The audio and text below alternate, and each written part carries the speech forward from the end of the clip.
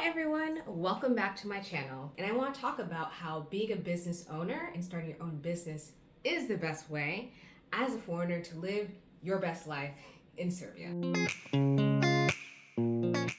What I'm actually doing in Serbia. I'm not a foreign service officer, so I don't work for the embassies, I don't work for the US State Department. I don't work for a multinational organization like Philip Morrison or Coca-Cola, and I don't work for the UN or UNESCO or any non-government organization.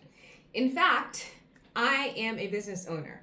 I have a Serbian company called ABC Experiences and Events, DOO. It's a boutique bespoke consulting agency. So I do three primary things.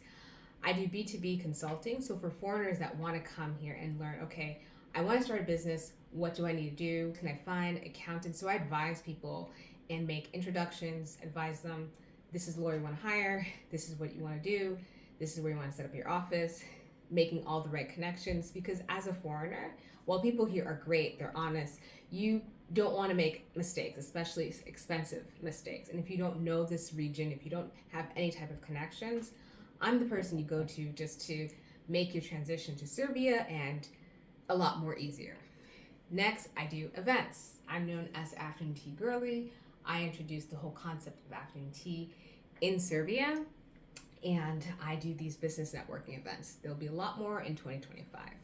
And lastly, I do content creation and storytelling. So this year has been a whole entire glow up of a lot of great events that I've gone to, restaurants, hotels, venues, fashion shows. It's been really amazing creating content and putting Serbia, if not Belgrade, on the map, because people still don't know a lot about Belgrade, what is here, the opportunities. So I create a lot of great content, mostly on TikTok, now here on YouTube, and a lot of businesses, small and large, reach out to me. So for some hotels and other property developers that want to have foreign tenants, foreign clients, I work with them and create content. I have them on my website, so you can see on my service page, ABC Experiences and Events. Service is more about my business. But I do still have a lot of flexibility as a consulting agency to provide different types of services. So that's another thing.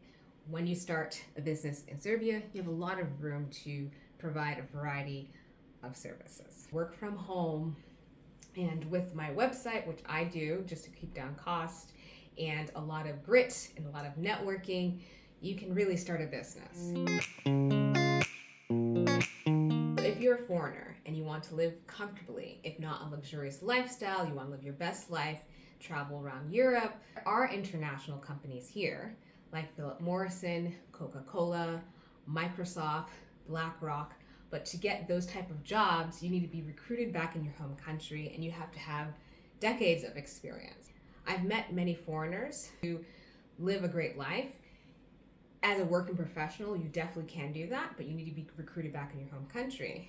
But if you want to take a different path like myself, starting a business is the best thing that you can do in Serbia. I can earn in euros, dollars, pounds, Swiss franc, or any other strong currencies. There's a lot of flexibility because they want foreign entrepreneurs. They encourage entrepreneurship here. I know a lot of Serbs that might work a 9-to-5 job, but they have some type of side hustle, and serving foreign clients or even locals. Here, everyone knows that you can't just rely on one income. So if you want to come here looking for work, I don't recommend that. Nothing wrong with working a 9-to-5 job. It's just salaries in Serbia are quite low, even for the locals. I believe the average salary in Serbia is about under 1,000 euros. And since many people live with their families until they get married, or even if you're a married couple, many people, the ones that I know, they have inherited property from their parent or from their grandparents.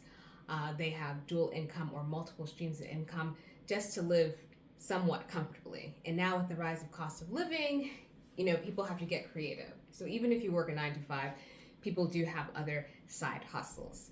So if your plan is to come here and you want to work at Coca-Cola, for example, if you do not speak Serbian, it will be literally impossible to find a job. Many people here are educated, university educated, they do speak English. As a foreigner, it's not like other emerging markets where you just, hey, I'm American, I'm Canadian, hire me to teach English. I used to be an English teacher. I moved to Thailand, but I had certifications, I had the diplomas, I had to show my transcripts, and that was like one narrow pathway where foreigners dominated to be in the education sector.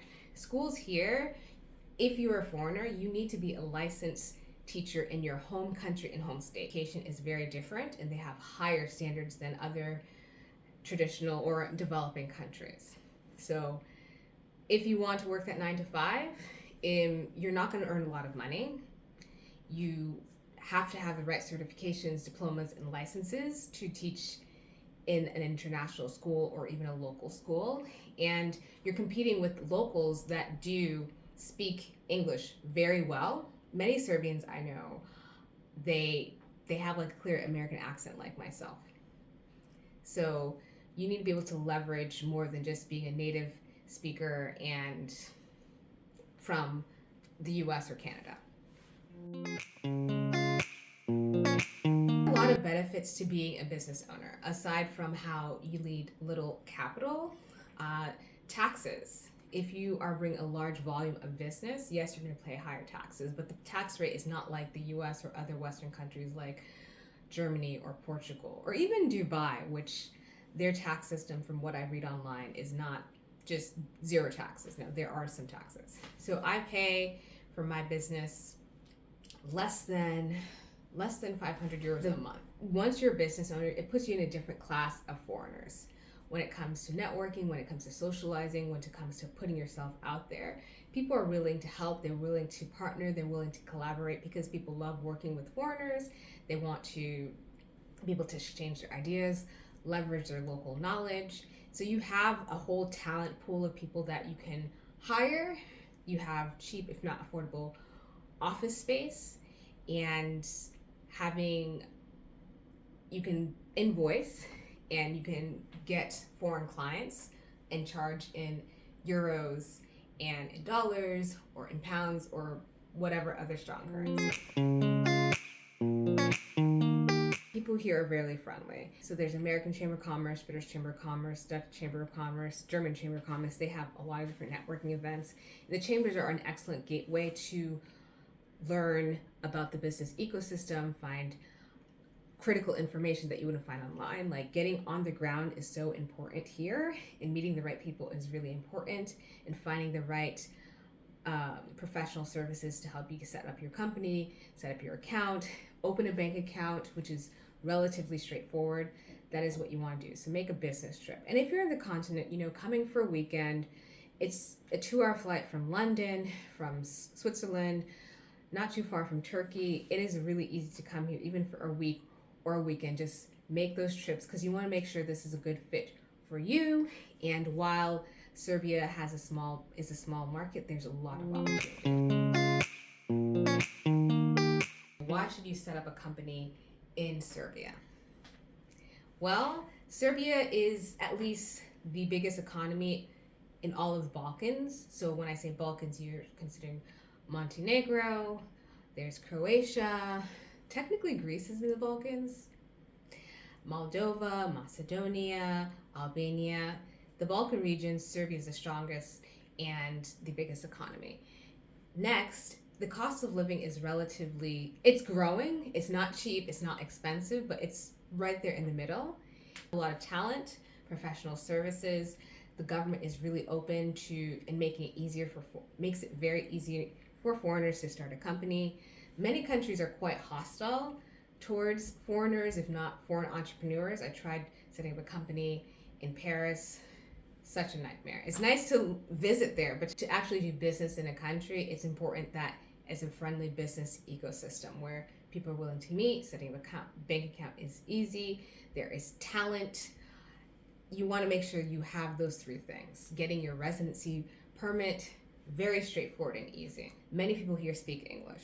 It's very easy to get all the services and communicate with people in English. Many lawyers and other professional services do speak English, and of course the government language when it comes to paperwork, legal paperwork, everything's in Serbian, but many law firms do provide that dual Serbian and English service for paperwork. So you don't have to worry about when you set up a company, am I going to understand what I'm signing?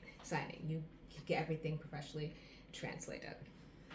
And lastly, there's so much growth here. When I live, for example, in Singapore or in China or in France, like everything's pretty much done. So if you're coming to a country and you want to start a business and everything is done, it's just like, how can you grow? Serbia is growing like crazy. There's a lot of growth, at least in the Balkan region, if you think of region-wise. And many EU countries and other neighboring countries do hire talent or have subsidiary offices because it's cheaper to do business. But I love living in Serbia and being an entrepreneur, being a business owner, being a content creator. I can live my fullest creative life here, and having foreign clients definitely makes life a lot easier. Earning in euros and dollars definitely makes it much more comfortable. But I have to reiterate, if you want to move to Serbia as a foreigner, start a company, see my website, we can book a one-on-one, and I'll guide you and make the right introduction so you can start living your best life. All right. Thank you so much. Thank you for watching. Bye.